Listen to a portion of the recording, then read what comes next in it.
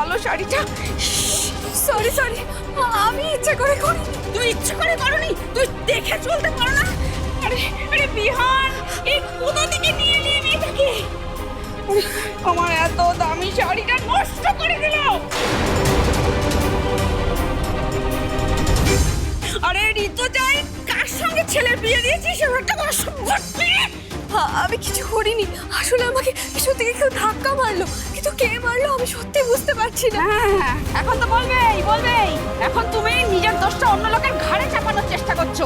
আসলে কি বলো তো, এখন এই সমস্ত মেয়েদের হচ্ছে গুমর। বড়দের কোনো সম্মান করতে জানে না। না না দিদি, কম্পাস কিন্তু আমাদের ওরম মেয়ে নয় দিদি। এই তোর প্রশ্রয় পেয়েই না এত মাথায় উঠেছে এই মেয়ে। এসে থেকে যা শুনছিলাম গল্প এই মেয়ের, শুনে তো আমার চক্ষু একেবারে চড়ক গাছ। খুব চোপা নাকি এই মেয়ের? হতো আমার বাড়ির বউ, দুদিনেই না 20 দাঁত একেবারে ভেঙে দিতাম। কি অবস্থা করলো দেখ আমার শাড়িটা, দেখ একটু ভালো করে দেখ। I sorry, I very sorry. আচ্ছা ঠিক আছে, ঠিক আছে দিদি, আমি বলি কি, আমার শাড়ির মধ্যে থেকে যেটা তোমার পছন্দ হয় পরে নাও না। এখন ও ছোট, দেখ না দিদির কোন শাড়িটা পছন্দ হয়, দে দিদিকে।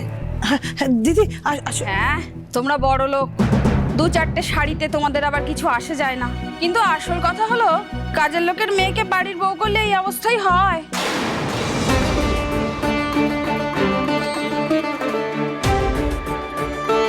কি বলছো বলো তো, এগুলো কেন বলছো? হ্যাঁ, অভিজ্ঞান দত্তের বাড়িতেই তো ওর মা কাজ করতো, কে না জানে। যা যা শিখিয়ে দিয়েছিলে সেটা তো পাখি পড়ার মতো বলছে। Well done Mahi. ও নিজেও তো তাই মোনালিসার হয়ে কাজ করতো, কি করতে না? হ্যাঁ করতো তো, ও আর ওর মা মিলে আমাদের বাড়িতে কাজ করতো, কিন্তু সেটা তো অনেক আগের কথা। তাই বলে ওকে এরকম ভাবে বলবেন আপনারা? খুব তো কষ্ট হচ্ছে নাকি?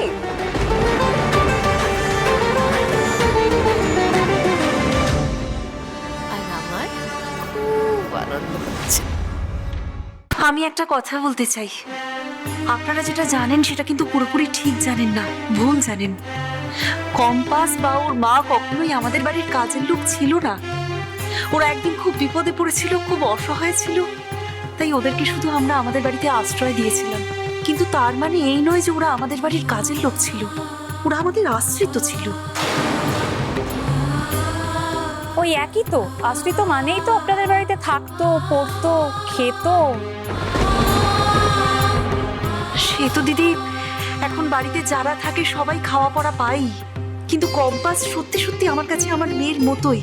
আর ওর মাকেও আমি আমার নিজের ছোট বোনের মতো করেই দেখি। আমি কখনোই ওদেরকে আমার কাজের লোক ভাবিনি, কিন্তু এখন কথা হচ্ছে এই সময় দাঁড়িয়ে এই প্রসঙ্গ উঠলো কেন? এক্স্যাক্টলি, এগুলো অবান্তর আলোচনা হচ্ছে না একটা শাড়ির জন্য, এতগুলো কথা। এটা কেমন কথা ঋতুজা? শাড়িটা বিষয় নয়, আসল কথা হলো তোমার বৌমার কোনো সহজ শিক্ষা নেই। হবে কি করে? ভালো পরিবার থেকে এলে তবেই তো শিক্ষা দীক্ষা পাবে। এসব কি বলছো তোমরা না জেনে শুনে? কার কি অতীত সেটা কি ইম্পর্টেন্ট নাকি? সবাই তো সবাই তো এক পরিস্থিতি নিয়ে বড় হয়নি কোনোদিন। আজ সে কি করছে, আজ তার নিজের কি পরিচয়, সেটাই তো আসল।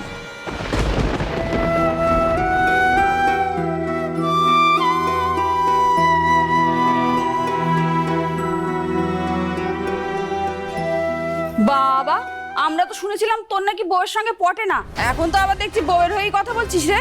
এভাবে কাউকে অপমান করাটা তো ঠিক নয়। আমার কাছে আমার থেকেও বেশি ইম্পর্টেন্ট আমার মা। মা কিন্তু কম্পাসকে খুব সম্মান করে। আপনাকে শাড়ি বদলাতে হবে, আমি এক্ষুনি ঠিক করে দিচ্ছি। মানে ঠিক করে দেবে মানে? বলে দিলেই হলো একটা কথা। আচ্ছা একটু সময় দাও ওকে। কম্পাস যাও।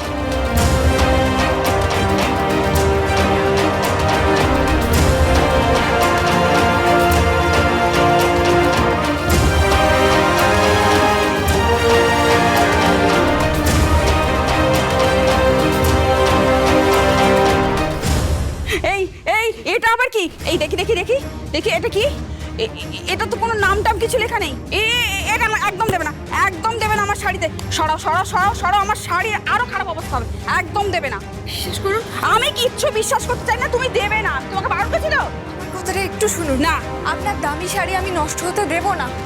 একটু আমাকে বিশ্বাস করুন, এই দাগ যদি আমি ভ্যানিশ না করে দিতে পারি তাহলে আপনি আমাকে আবার বকবেন। একটু শুনুন। মনে থাকে জানো, খারাপ যদি হয়েছে। কত জমতে থাকে কখনো থামি, ঠিক পথ খুঁজে ফিরে আসাটা দামি, দিশেহীন হও যদি কখনো, হারাতে দেব না যদি সাথে থাকি আমি। কম্পাস বন্ধ বক্সে নয়, আমি খোলা আকাশ ভালোবাসি। কম্পাস অর্থোডক্স নয়, আমি আছি take easy. Compass on the rocks নয়, আমি কাগজের নৌকাতে ভাসি। কম্পাস জেরক্স নয়, only one and only। Compass বন্ধ বক্সে নয়, আমি খোলা আকাশ ভালোবাসি। কম্পাস অর্থোডক্স নয়, আমি আছি টেক ইজি। কম্পাস এত সস্তা নয়, আমি হ্যামলিনের প্রিয়বাসী।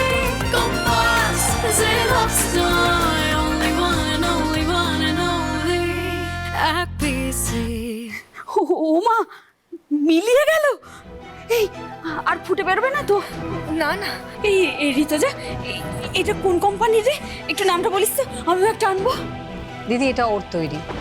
হ্যাঁ, ও এরকম আরো অনেক কিছু তৈরি করেছে। দাগটা শেষ পর্যন্ত উঠে গেল তো। আপনারা আমার গুরুজন, আপনারা আমাকে যা বলছেন বলুন, কিন্তু আমার মাকে তো আপনারা চেনেনও না। আমার মা একজন শিক্ষকের স্ত্রী। আমার মা কোনোদিনও কারোর কাছে হাত পাতেনি। হ্যাঁ, অসহায় ছিলেন, নিজের সন্তানের প্রতিপালনের জন্য লোকের বাড়িতে কাজ করেছেন, কিন্তু কারোর দয়ায় বেঁচে নেই আমার মা। সুতরাং আমার মাকে বাজে বাজে কথা বললে কিন্তু আমি সহ্য করব না। আপনার শাড়িটা ঠিক হয়ে গেছে, আপনি দয়া করে আর রাগ করে থাকবেন না প্লিজ। পারলে আমাকে ক্ষমা করে দেবেন। আমি তো আপনাকে ইচ্ছে করে ধাক্কা দিইনি, কেউ একটা আমাকে ধাক্কা দিয়েছিল পিছন থেকে।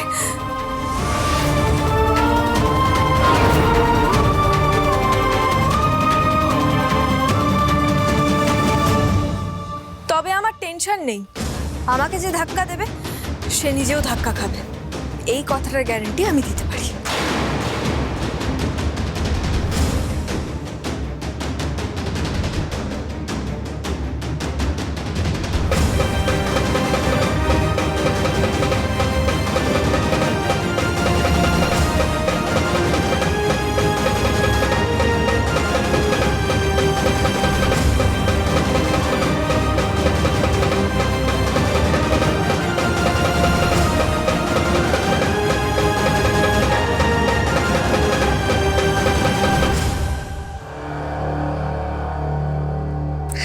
আচ্ছা আচ্ছা ঠিক আছে, হয়ে গেছে তো। আমরা কি সারাক্ষণ এটা নিয়ে পড়ে থাকবো নাকি?